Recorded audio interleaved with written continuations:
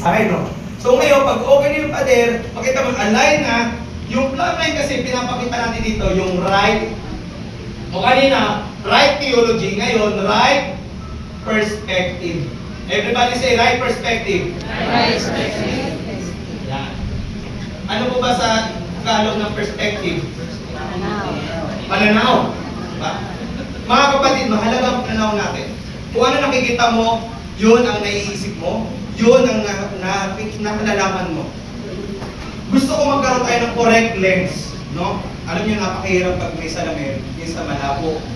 Makikita ko kayo, gwapo, magaganda, papakorek ko na to. Di, joke lang.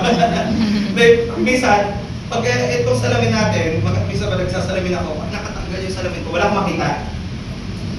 Nakikita ko lang kayo, blurred. Diba? Pero pag meron ako salamin, yun, nakikita ko na gwapo at magaganda kayo. Diba? O, diba? So, ngayon, pinag-usapan natin yung tamang pananaw. Kaya ngayon mga kapatid, pag-usapan natin yung church DNA. Ano ba yung DNA? Alam niyo yung DNA? Yun yung ating identity. No? So pag-usapan natin yung vision, mission, and core values. Sabi ko nga kanina, habang nag-prepare ko itong message, sabi ko, it's an honor, no, to share with you yung church vision, mission, and core values today.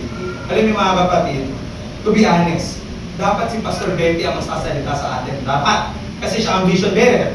Siya ang senior pastor.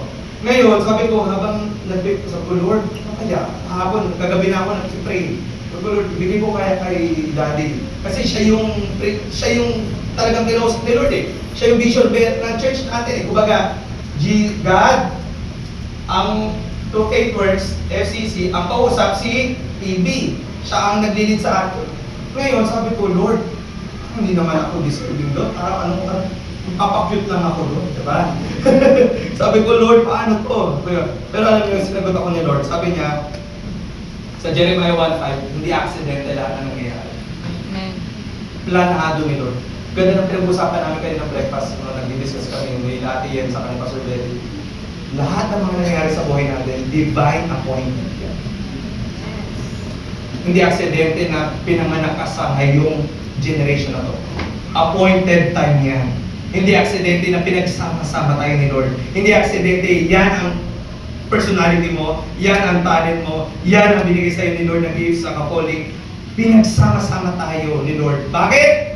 Kasi alam ni Lord may gagawin tayo, may purpose. Ngayon mga kapatid, sabi ko, Lord, ito na, sabi ko, ano to Lord? Sabi ko, anong sasabihin ko? Alam mo, diba?